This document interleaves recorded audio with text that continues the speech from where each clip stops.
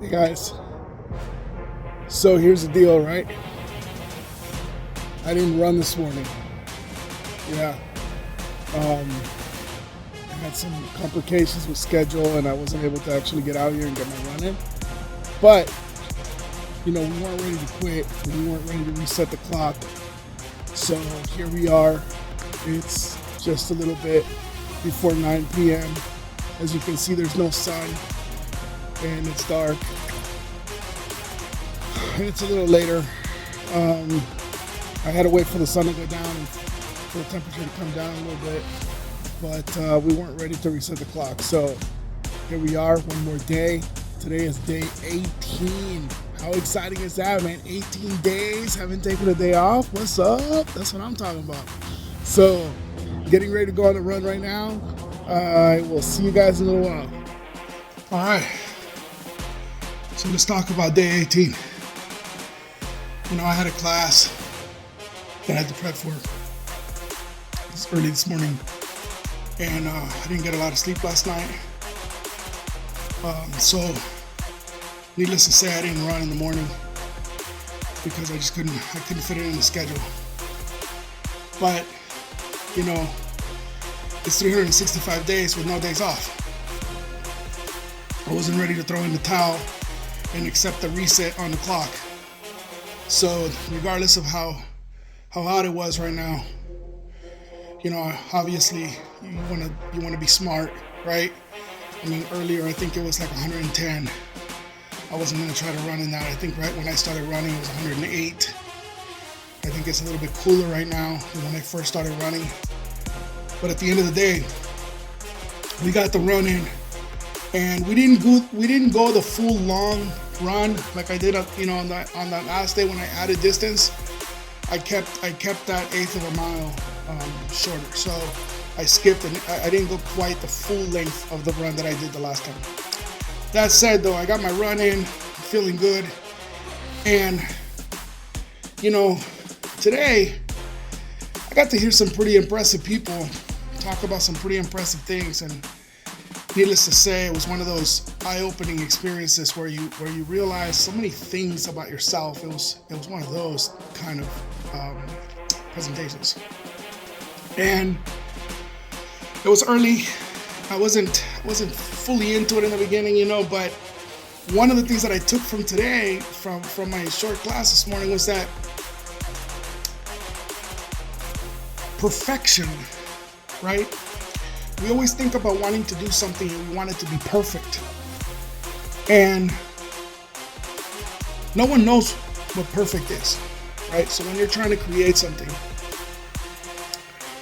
you want to create something and you want it to be perfect, but nobody knows what your idea of perfection is, right? And so I related this to when I was, learning to DJ, and I used to stress so much about being absolutely perfect. Like, if I could tell that I was even like a millimeter off on my beat matched, or if I was even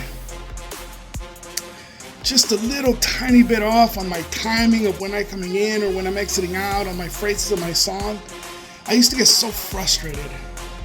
And some of my friends that were in the DJ world, they used to tell me, the people that are dancing, they don't catch any of that. And I used to say, yeah, but you guys do, right? And I usually played with other people, like there were other DJs there, and some of the guys that I played with were pretty amazing, And so I always used to tell them, yeah, but you guys do, and so I used to stress about it, I wanted the mixes to be perfect. It was almost like it meant more to me to get one of those other DJs to come to me and say, man, that was a fabulous set. Like, that was epic.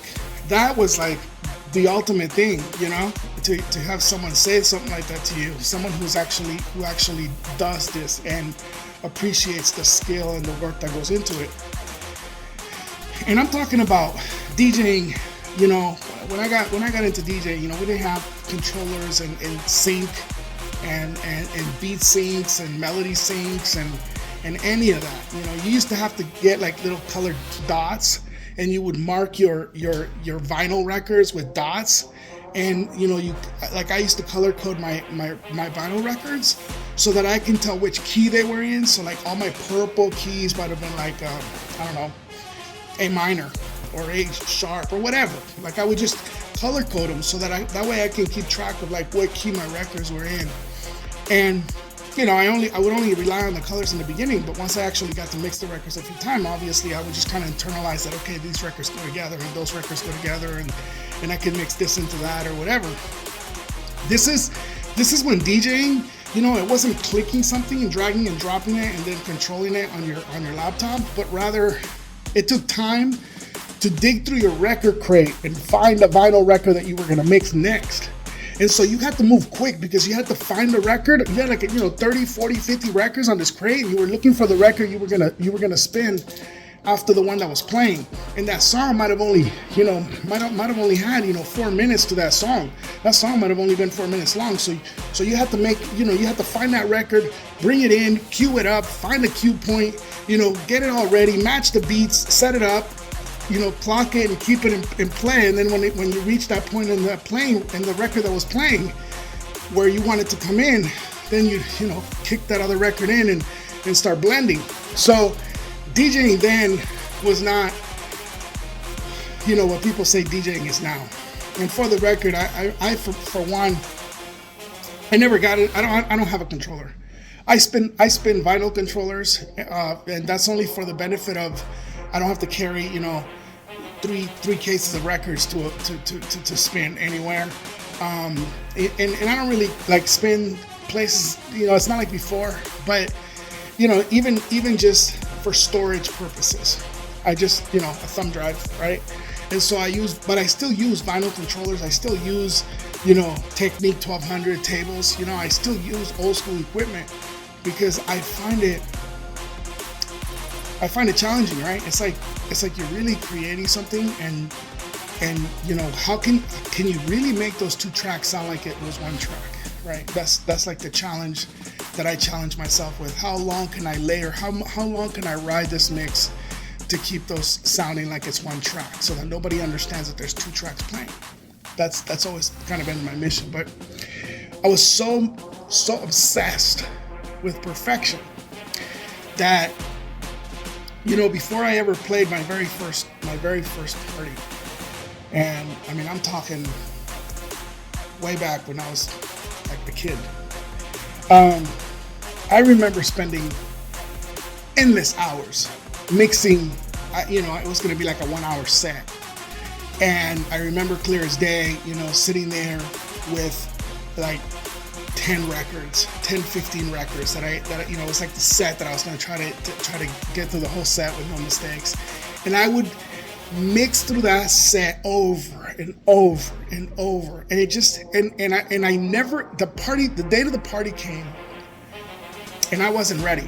In my mind, I wasn't ready. I was like, oh my God, this is going to be a mess. It's going to be, I was so stressed. I had butterflies in my stomach and I couldn't even enjoy it. That's how crazy it was, right? So I got through the whole set, right? The next DJ that came after me, he walked up and he was like, "Hey man, nice set," and I pulled my headset out of the mixer and he plugged his headset into the mixer and he took over and I came off stage and, I remember walking over to a small circle of friends that were there with me. And they were all like, dude, you rocked it. That was awesome, and I remember saying something like, wow, that's a whole different kind of experience when you're playing in front of so many people. And this one guy, he was also DJing later that night. He looked at me and he said, it's a whole different ballgame when you're on stage, isn't it? I'll never forget it. It was such an interesting, eye-opening experience for me. And the point that I'm trying to make is that no one on the dance floor picked up on a half dozen mistakes that I thought I made, okay? And even the DJs that were there, they didn't even, no one said, oh wow, you could have came in a little bit tighter on that one time that those two songs could have came in tighter or whatever. No one said anything. And I think when I was listening to this today, I couldn't help but remember those experiences because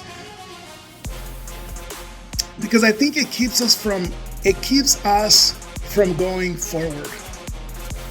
You know, we might set a goal and we might get scared of that goal. You know, 365 days of running, you know, if you're running a mile a day, that's 365 miles a year. And if you're talking about increasing distance like I'm challenging myself to do, then that number just keeps getting greater, larger, more scarier, you know.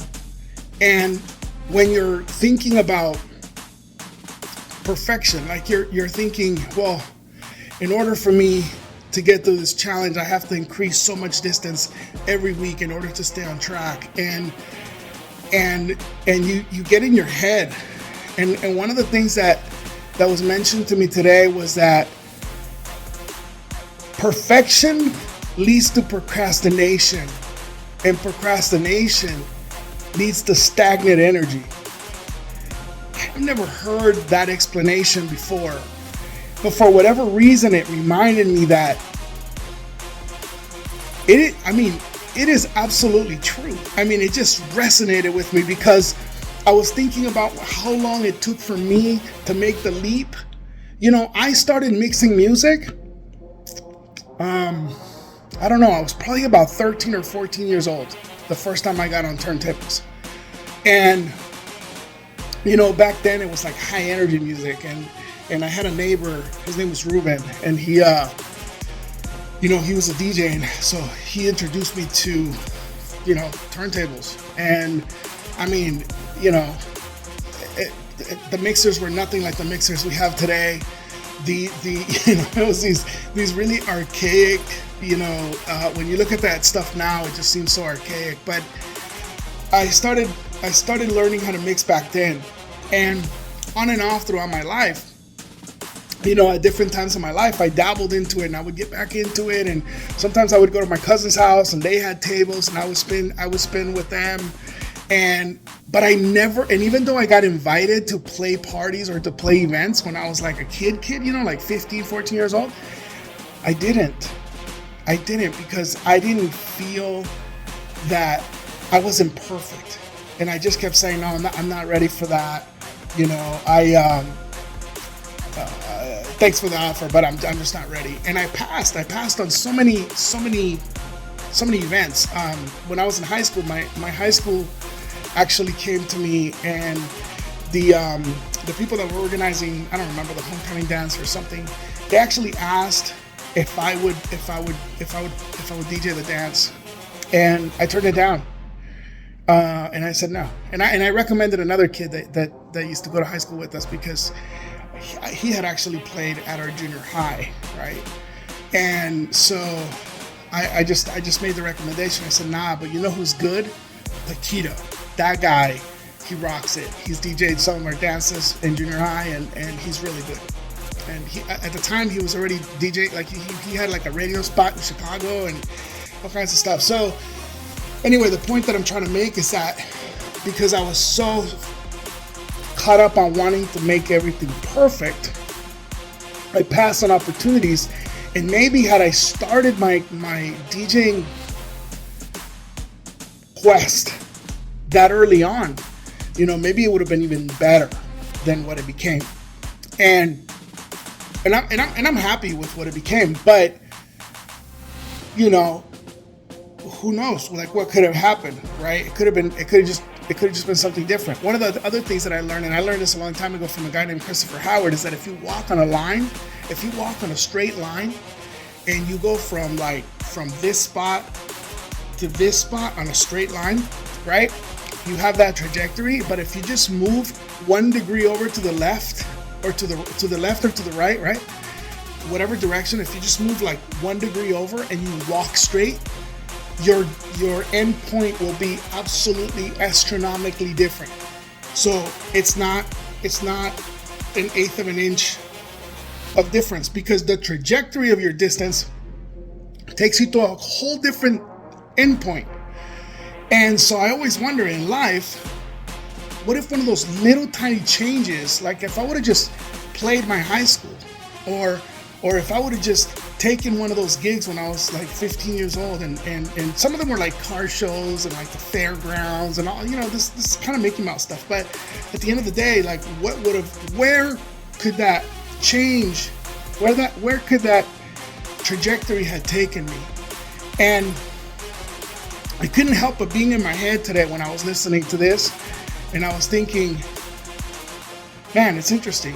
And I know that there's people out there. I know that maybe you are thinking this. I'm thinking about a challenge of what I want to challenge myself with, and you don't know what it is, and you want the challenge to be perfect, and you want to get so much out of it, or maybe you don't. You're just trying to get something done. Whatever it is, it doesn't have to be perfect. And remember, there is no such thing as failure. Okay? I think it was Will Smith that I heard say, "Fail fast and fail forward." Like, fail fast, be quick at failing. Just keep trying, right? And if you fail, whatever, you try again. You be quick at failing and fail forward. Meaning, don't fail and then like just end, because that's truly failing.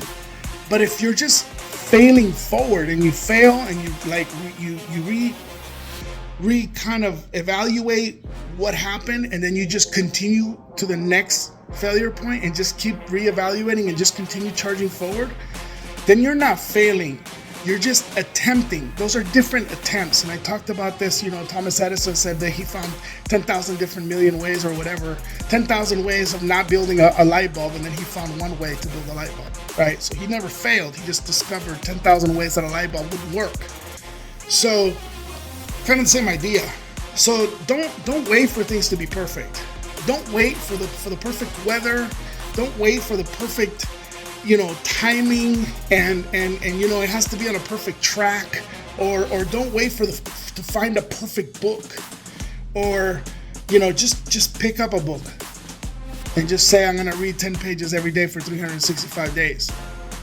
And I always say, if you're gonna spend that kind of investment in reading something, find something that is gonna stimulate you and help you grow and learn something that you can apply in your life. Find something that's gonna help you grow. That's it. The Power of Focus, Atomic Habits, Limitless. The list is endless. Books about stocks, finance, financial strategies, retirement, how to build a car, something that you enjoy reading, something that's going to enrich in you, that's going to give you some depth. Maybe it's just something like The Tipping Point, where it just teaches you about just things. Like, it doesn't matter. Tuesday was with Murray. Great book, by the way.